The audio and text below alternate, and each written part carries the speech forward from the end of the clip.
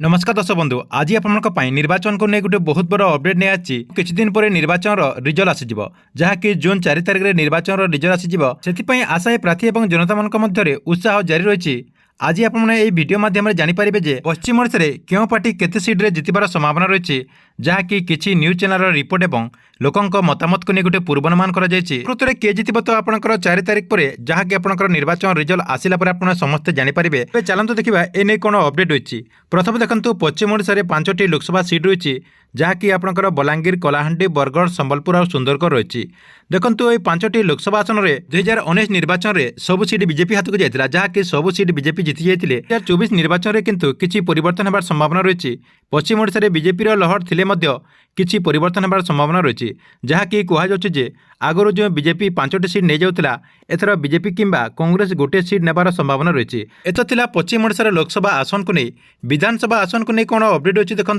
2019 निर्वाचन में बीजेडी को विधानसभा रे बेसी सीट मिलता से सरकार मध्य गठन करते सहित बीजेपी को कम आसन मिलता किंतु 2024 रे किसी परिवर्तन होबार संभावना रही। देखो बलांगीर लोकसभा रे थिबा विधानसभा सीट जहाँकि बलांगीर लोकसभा रे 5टी विधानसभा सीट रही बलांगीर टिटलागढ़ पाटनागढ़ कोटामांझी और लोईसिंगा रही जहाँकि 2019 निर्वाचन में ये बीजेडी 2टा सीट जीति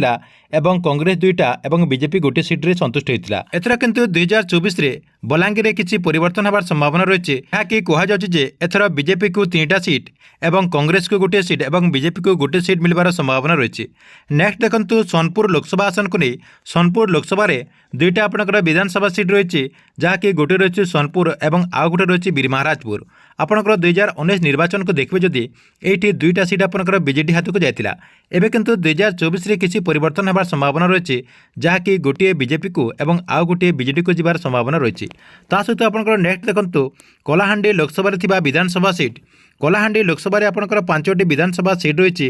गोटे रही भवानीपाटना जूनागढ़ धर्मगढ़ लांजीगढ़ और नर्ला रही। 2019 रे बीजेपी को मिलता 4टा सीट एवं बीजेपी को गोटे सीट मिलता किंतु 2024 रे परिवर्तन होबार संभावना रही जहाँकि कहुचे एटी कांग्रेस को गोटे 2टा सीट मिलवार संभावना रही एवं बीजेपी को 3टा सीट एवं बीजेडी को गोटे सीट रे संतुष्ट होबाक पड़िबो। देखंतु नुआपड़ा लोकसभा थिबा विधानसभा सीट देखंतु नुआपड़ा लोकसभा 2टा विधानसभा सीट रही गोटे रही नुआपड़ा एवं आउ गोटे रही खरिया रोड जहाँकि 2019 रे एटी आपंकर कांग्रेस गोटे सीट नहीं एवं गोटे बीजेडी सीट नहीं किंतु 2024 निर्वाचन में ये परिवर्तन होबार संभावना रही जहाँकि कहुचे एटी बीजेपी को गोटे सीट और बीजेडी को गोटे सीट मिलवार संभावना रही। देखो बरगढ़ लोकसभा 5टी विधानसभा सीट रही गोटे रही विजयपुर पदमपुर बरगढ़ अताबिरा और भटली जहाँकि 2019 निर्वाचन में बरगढ़ लोकसभा 5टी विधानसभा सीट जहाँकि बीजेडी हाथ को जाता एटी बीजेपी एवं कांग्रेस खाता खोली पारि नथिले किंतु 2024 निर्वाचन में बरगढ़ विधानसभा 3टा बीजेपी सीट और 2टा बीजेडी सीट मिलवार संभावना रही। नेक्स्ट देखो झारसुगुड़ा लोकसभा विधानसभा सीट झारसुगुड़ा लोकसभा 2टा विधानसभा सीट रही गोटे रही झारसुगुड़ा और आउ गोटे रही ब्रजराजनगर। 2019 निर्वाचन में बीजेडी को 2टा सीट मिलता एवं एठी कौन पार्टी खाता खोली पारि नथिले जहाँकि बीजेपी एवं कांग्रेस एठी गोटे सीट मध्य पाई पारि नथिले। एथर किंतु 2024 निर्वाचन में एठी कड़ा टक्कर होची बोली सूचना मिली जहाँकि कहुचे जे एठी बीजेडी को गोटे सीट और बीजेपी को गोटे सीट मिलवार संभावना रही। देखो संबलपुर लोकसभा थिबा विधानसभा सीट जहाँकि संबलपुर लोकसभा 4टा विधानसभा सीट रही कुचिंडा रेंगाली संबलपुर और रेडाकोर जहाँकि 2019 निर्वाचन में ये आपंकर बीजेपी को 2टा सीट मिलता एवं बीजेडी को 2टा सीट मिलता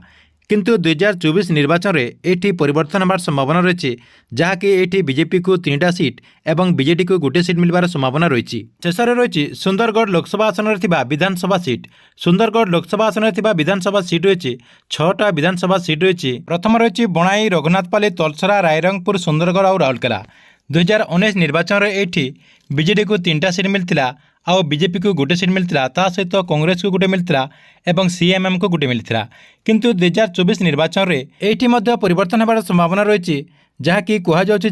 ये कांग्रेस को 2टा सीट एवं बीजेपी को 3टा सीट एवं बीजेडी को गोटे 2टा सीट मिलवार संभावना रही। ठीक अच्छे ये आपन पश्चिम ओडिशा विधानसभा सीट और लोकसभा सीट को नहीं आसता बहुत ही बड़ गोटे अपडेट। आपण वीडियो केमती लगिला कमेंट बॉक्स रे निश्चय गोटे कमेंट करेंगे और आपण अंचल में क्यों पार्टी विधानसभा जीति और क्यों पार्टी लोकसभा जितबार संभावना रही कमेंट बॉक्स रे ताहा निश्चय गोटे कमेंट करंतु।